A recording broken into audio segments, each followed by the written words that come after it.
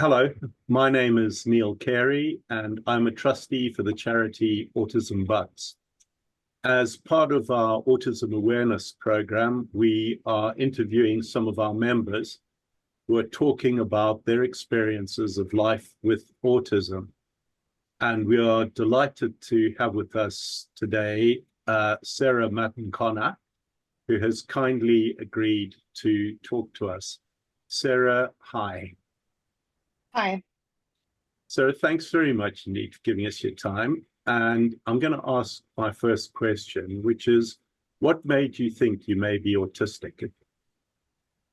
Well, it's kind of been a joke for a long time in my life.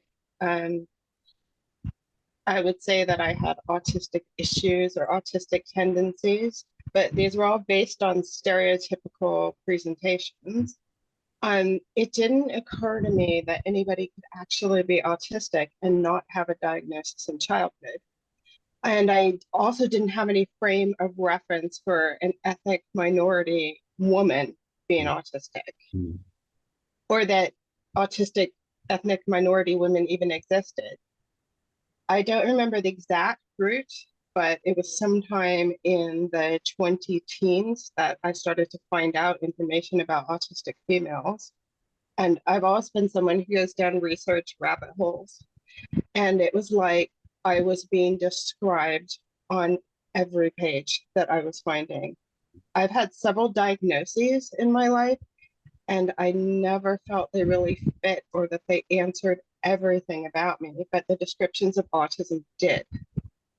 I've always felt um, wrong in most situations, and it was a revelation. Um, so I asked my mother for a psych report that I'd had when I was 19. And what stood out to me was that it described me relating to the world through movies. Hmm.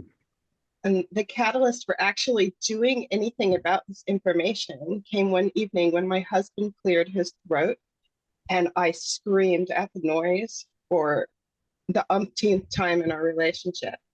And he just looked at me and said, "Are you autistic?"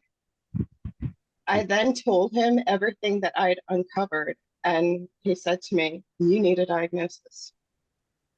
Wow, Sara, thank you for that, which leads neatly on to the next question, which is, how did you go about getting that diagnosis? Well, once again, using my skills, I dove into research and I compiled a list of all my options. By the time I spoke to my GP, I'd started a binder of information and evidence. He then referred me to the Bucks adult autism team, but I had a really hard time with what I felt was a negative approach and lack of communication. Um, an autistic trait is that I need to know what's happening and have a clear picture of schedules and timelines. So I ended up using Right to Choose, and my chosen provider clearly explained every step of the process, and I ended up being offered an assessment a month sooner than they'd estimated I'd have to wait. A few days before meeting my doctor, I basically sent him my self-report, complete with footnotes and a bibliography, and he diagnosed me pretty early into the appointment. Okay. Then when you got the confirmation, when you got the diagnosis, how did it make you feel? I felt relieved, vindicated, but simultaneously sad and angry at a lot of the things that I've had to endure in my life. I've worked really hard in therapy to deal with PTSD and generally process this dichotomy. Okay. And you work, how does autism affect the way that you do your job? Well, I work 15 hours flexi time, mostly from home. I have very limited energy for most activities, and I also struggle with executive function and demand avoidance. I'm an autodidact for things that I'm interested in, and I can lose track of time and forget to look after myself. But I need a lot of help to stay on task when I'm not motivated. It's much easier for me to not have to go to an office at a set time every day. So, Sara, in your work, what reasonable adjustments have been made for you? As mentioned previously, I have a work from home arrangement. Um, that helps me not to have to deal with sensory and social struggles of the traditional work environment. Even before I knew I was autistic, I never turned on the lights in my side of the office, for example.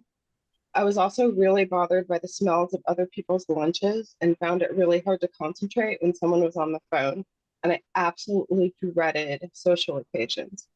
I've also gotten noise canceling headphones from my employer. It's an ongoing struggle to get people to adhere to my communication preferences. Gotcha.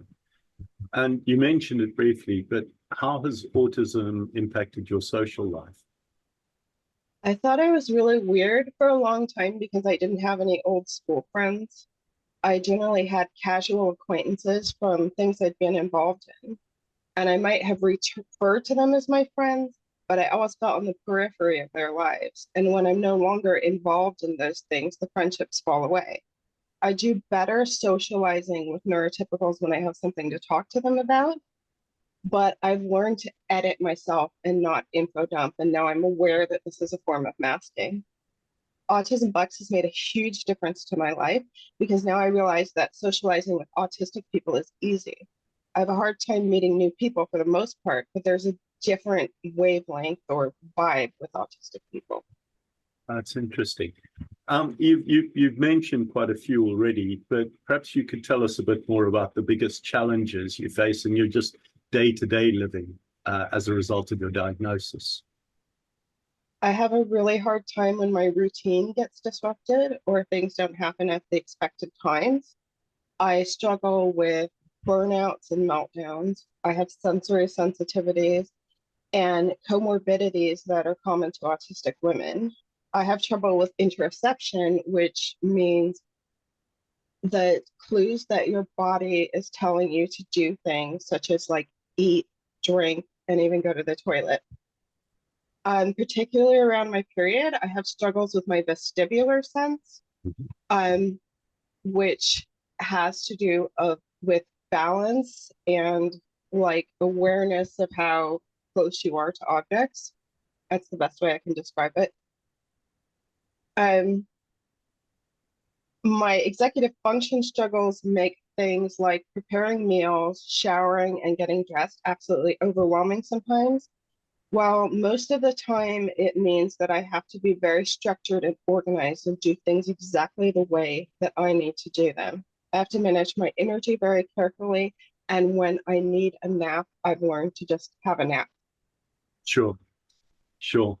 So, Sarah, as we get to the end here, what advice would you give to someone who's just being diagnosed as autistic? Learn about autism from autistic people. There are a lot of excellent memoirs from late diagnosed women and AFAB people in particular.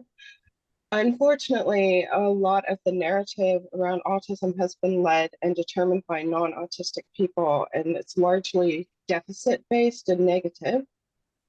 Only actually autistic people know what it's like to be autistic, and those are the best people to receive empowering information about how to thrive.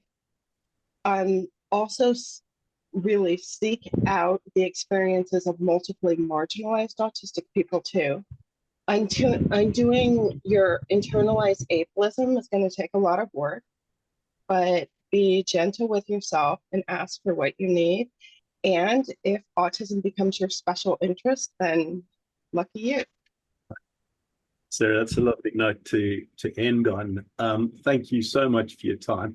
I know you've taken yourself way outside your comfort zone to do this, and I'm in awe of the courage that you show when you do this. You've got to know how much what you say will help other people. So I really thank you for that. Sarah, I hope you have a great afternoon. Thank you. Take care. Bye now.